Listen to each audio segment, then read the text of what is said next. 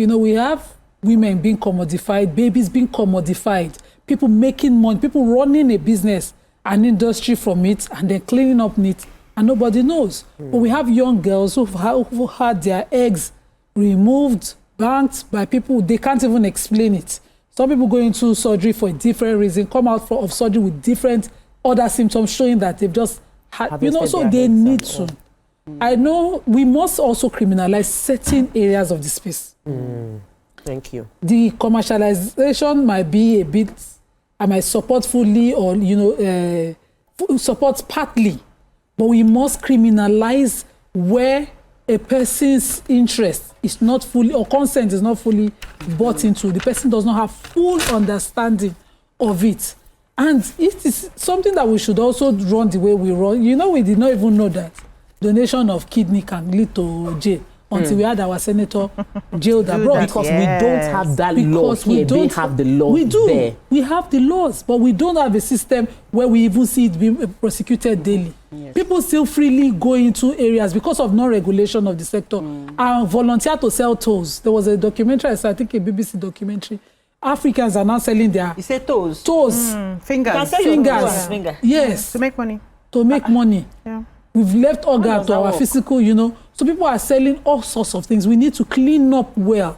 We need to not only legislate on this, we must also enforce the areas we already have that, you know, criminalizes some of these practices. I didn't know we had an organ donation, a bill that covers organ donation. We have laws that limit all of those things. Remember, we had the lawyer that was on the show and said it was not for lack of laws. But what we needed to do was have a proper regulation of this entire space. That, you know, we must.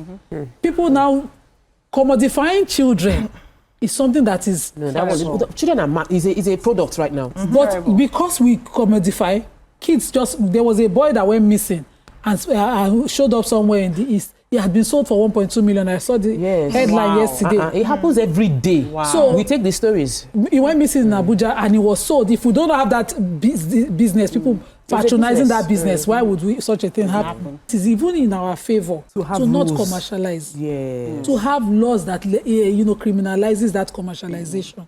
I would voluntarily do it for a family, friend, anyone.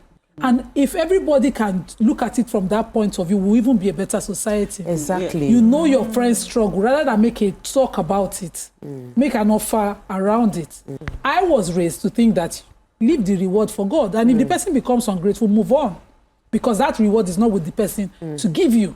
You saw this mentality of there must be something you are looking for. How about you're just looking for companionship in your old age? Can that be monetized?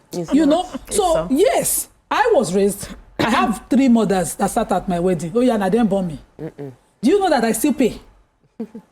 I still pay.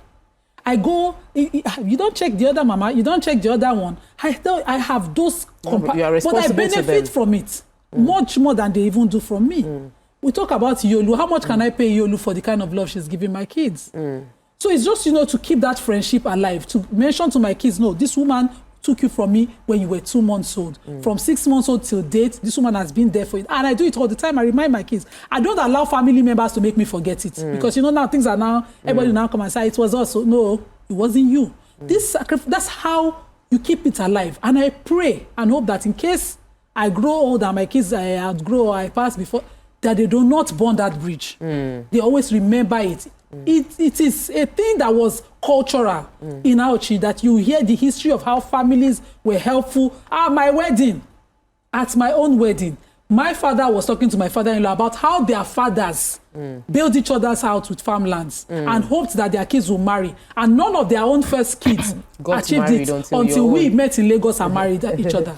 And so we are now represent. You know, some of these things, we don't love those things anymore. You put it outside there, people will line up on the comments and say, now like this, now they do something.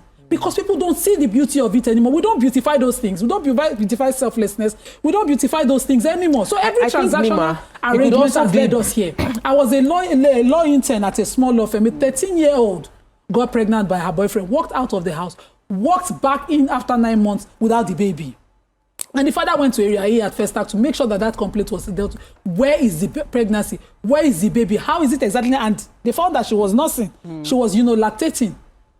So we cannot continue to do things like we must put in ways of changing even the orientation of our people from transactional mindset back to, you know, to more things that keep societies. Those that have those money, societies we praise, the Malaysia and all of that that run without mostly transactional mindset. We praise them. When we go there, we say that, well, we don't think our people were like that before colonial masters. We will go into what should be in the law, because obviously there will be, like Namaka said, their money is exchanging hands, even if it is not cash. Favors might exchange hands, but if we don't create a structure, ties can be built.